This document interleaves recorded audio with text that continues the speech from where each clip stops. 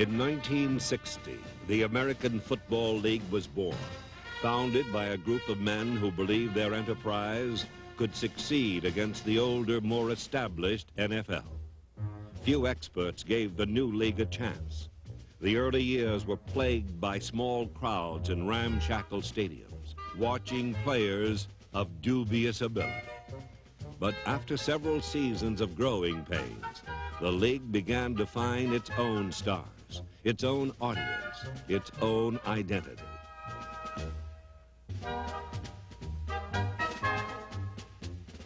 By its 10th and final season, the AFL had gone from Bush League to a world championship. 2 stunning Super Bowl victories over NFL powerhouses convinced the football world that the AFL was no longer just the other league.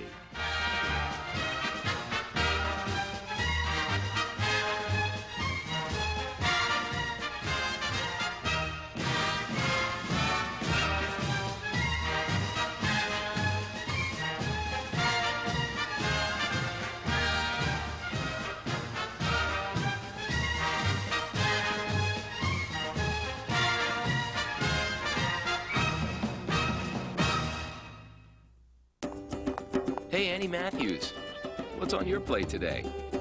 Today's going to be great, but really busy. 10, maybe 15 cuts. Lunch is here, and The Kansas City Chiefs to a decisive victory over the NFL champion Minnesota Vikings. Dawson, quick count. Dawson, close sideline pattern. Taylor. Taylor, 20, 25. He cuts back. 20. He's going to go. In this, the final AFL-NFL Super Bowl, the other league had more than proven its equality. It was an especially gratifying moment for the man who had started it all just a decade before, Chiefs owner Lamar Hunt. In 1960, Hunt and a group of men who came to be known as the Foolish Club started the American Football League. The AFL's goal was to bring pro football to new cities, but the initial costs were steep. Things were so bad in the league that we'd have these meetings and everybody would compare notes on how much money they had lost. You know, it was like a badge of honor. Unless you lost $1 million, you were a nobody. The Dallas Texans pro football team, which was my team, was losing $1 million a year, and my dad is supposed to have said, well, at that rate, he'll be in trouble in 142 years. Of more immediate concern was finding players to perform on the 8 new teams. Throughout the league, tryout camps attracted the overweight, the underage, every bartender and cab driver who ever harbored Walter Mitty fantasies about playing pro football. League credibility was further taxed when players on the Denver Broncos wore bargain basement uniforms that featured comical vertical striped socks. The AFL parks were aging Depression-era structures or high school fields. Oakland Stadium was named for an undertaker, and as injured players sometimes found out, medical care was not always a big league caliber either. The knee was pretty serious. I had really torn up the ligaments, and they didn't quite know what to do, so they sent me to this Dallas team doctor to have it checked. It seemed to be getting worse day by day. And it turns out that the Dallas team doctor was a proctologist, so he really didn't have a whole lot to tell me about my knee. Grosscup played for the New York Titans, the most financially troubled of all the franchises. The Titans owner was a colorful sportscaster named Harry Wismer. Hello, football fans. It's kickoff time for National Pro Highlights. And this is your Pro Highlights quarterback, Harry Wismer. Harry Wismer was the most eccentric owner in the history of professional football. Harry was known to make long-distance phone calls to anyone and everyone. He would make long-distance bed checks to the players, and sometimes he would call his coaches. Harry was also known to page himself. He would page himself in hotel lobbies. Harry would announce that we had a crowd of 25,000 people, and it prompted one New York sports writer to write that there was a crowd of 25,000 people, but 20,000 of those people came disguised as empty seats. Fortunately, attendance was considerably better for the other teams. The league was able to attract new fans with a wide open and daring style of play.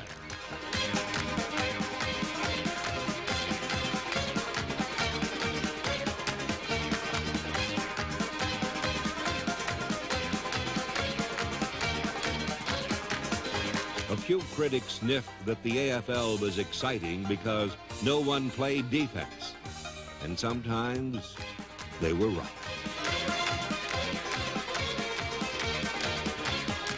The AFL was big on long bombs, swollen scores, and schoolyard plays. But seldom was heard a discouraging word from the league's followers.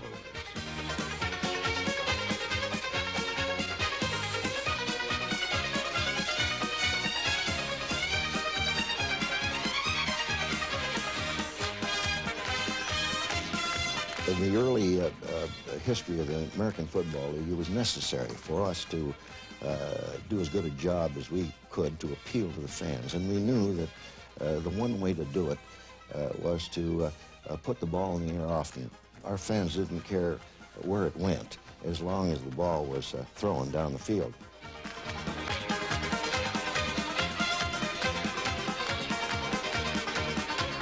Supporters of the establishment called the AFL a bush league. But the new kids on the block didn't see it that way. The wild antics of the early years provided the fans with a stimulating contrast to the staid and conservative NFL.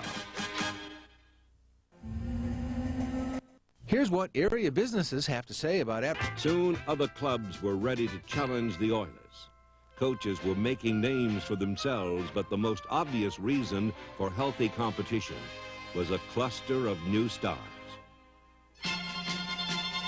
In Boston, an ex-bartender named Gino Cappelletti combined kicking and receiving skills to become the league's all-time leading scorer. Running back Abner Haynes was the league's first rushing champion and captain of the 1962 champion Dallas Texans.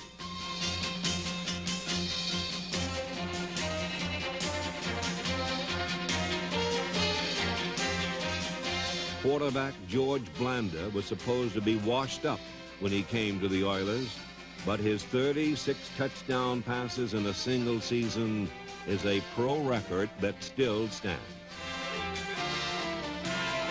250-pound fullback Cookie Gilchrist won 2 rushing titles, played on a championship team in Buffalo, and is regarded by many to be the greatest runner in league history.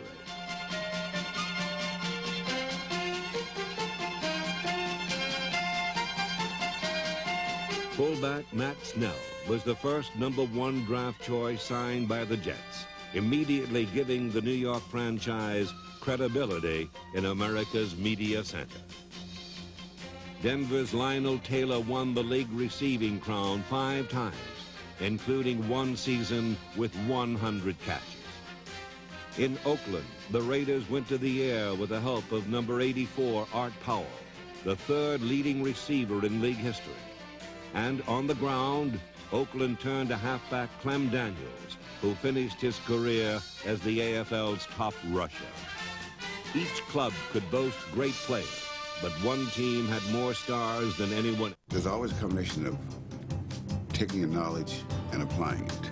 For example, I know who the shooter is. I know what he does, what he thinks, under stress, how he'll act, what's his favorite thing to do, what's his least favorite thing to do.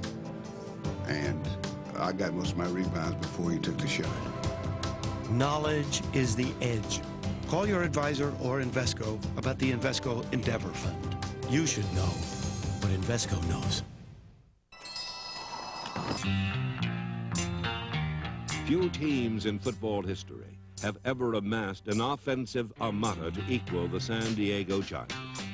The team locker room was an AFL who's who. Men who could bring to life the innovative strategies of head coach Sid Gilman. First time he was 50, went cover 7. Second time he was 40, still went cover 7. I haven't seen any strong coverage yet. The Charger offensive machine could beat you on the ground. In Keith Lincoln and Paul Lowe, number 23, San Diego had two of the best backs that ever played in the AFL. But it was in the air where Charger lightning struck its mightiest blows. And the most electrifying of them all was number 19 Hall of Famer Lance Allworth.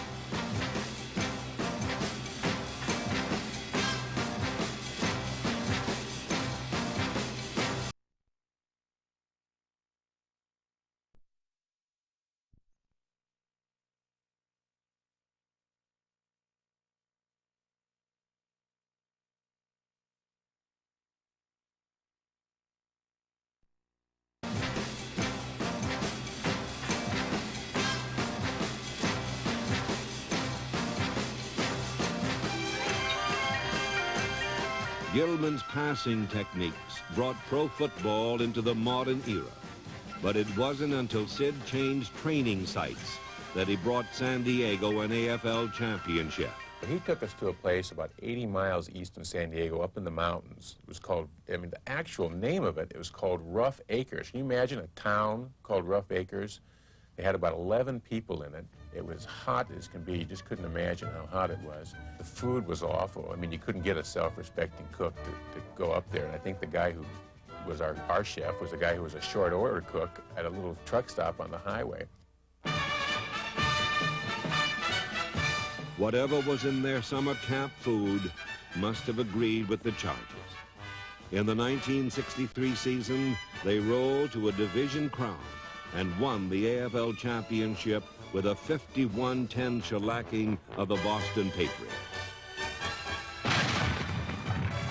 The Chargers won 5 division titles in their first 6 years and became the glamour team of the AFL.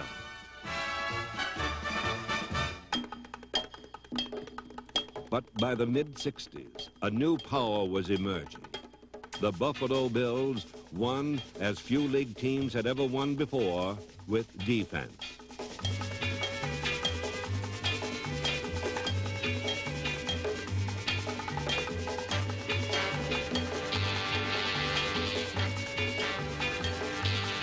As the Chargers advanced the art of scoring, so the Bills promoted the idea of preventing it. On an icy December day in 1964, the Bills hosted the defending champion Chargers in the AFL title game. The early moments of the contest ran true to form. San Diego scored easily on its first possession, but then Buffalo linebacker Mike Stratton, number 58, changed the course of the game with the most famous tackle in league history. Stratton just really laid my friend Keith Lincoln out flat, and you could just see the emotion and the passion and the credibility of the Buffalo Bills come together at that point. San Diego never recovered from Lincoln's loss, while Jack Kemp and the inspired Bills showed the Chargers some offense of their own. Buffalo's victory over San Diego marked the end of the Charger era and the beginning of a 3-year reign for the Bills as the league's dominant team.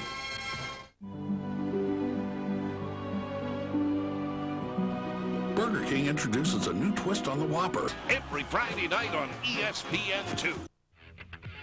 Shining new stadiums were a sign of league growth prompted by 2 major events. One was a lucrative television contract that kept the league solvent. But the greatest stir was caused when Jets owner Sonny Werblin offered a then unheard of $400,000 contract to rookie quarterback Joe Namath. This single act showed that the AFL now had the dollars and the power to lure big-name talent away from the NFL. Your National League got a little too damn cocky there at that time because a lot of these teams had been signing a lot of the better boys out of college. And Kansas City signed some great boys out of college. There was several crazy instances of babysitting campaigns where one league or the other would hide players out to try to keep them away from the other league. And in one case that we found very pleasing through the years, we were able to spirit a player named Otis Taylor out of a motel window where he was being held by the NFL representatives. He went to Kansas City and signed with us and became one of the great receivers in pro football history. With Taylor catching and Len Dawson throwing, the Chiefs won the league championship in 1966. Explosive through the air, Kansas City was as tough on the ground as running back Mike Garrett, number 21, rushed to Rookie of the Year honor.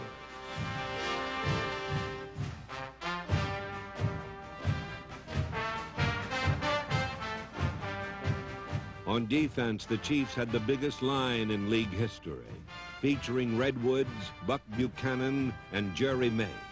Further support came from other stars such as Johnny Robinson and Bobby Bell, both eventual members of the all-time AFL team. Good as Kansas City was, they could always count on trouble from another power right in their own division.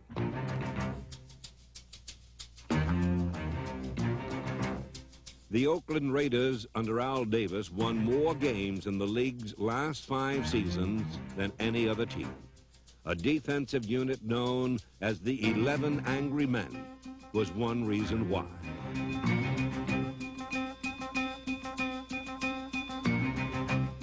Davidson, Birdwell, Connors, McLuhan, and Brown were among the members of a Raider defense that frequently made scores of their own.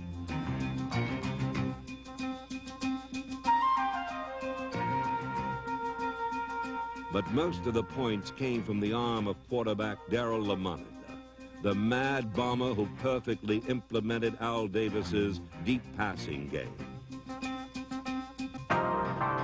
The Raiders and Chiefs became the league's best teams, and each would get their chance to represent the AFL in the first 2 showdowns against the National League.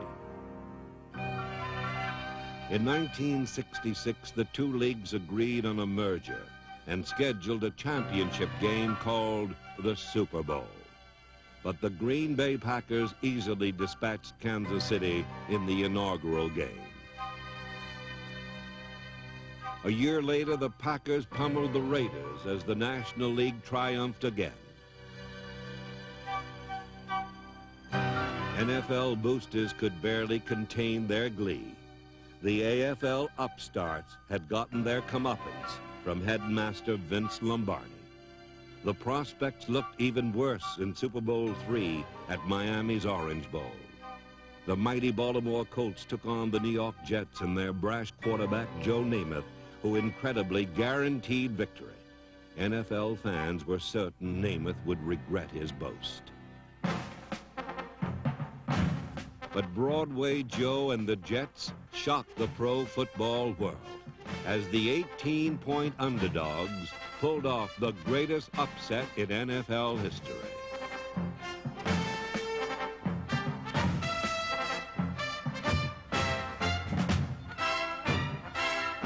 Namath riddled the vaunted Colt defense with pinpoint passes, and the maligned New York defense did not allow a single point until late in the 4th quarter.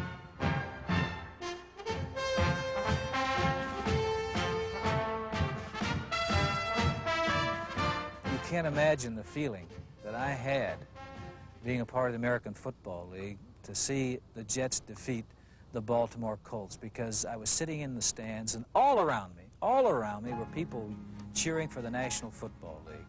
And I was the lone voice there, and they kept saying how strong that they were. And I sat silent. The first quarter, the second quarter, they were telling me, you know, how Baltimore's going to come back and how we were the inferior league. And then about the 4th quarter, I finally stood up and said, well, how do we look now against the great NFL? The AFL was the other league no more.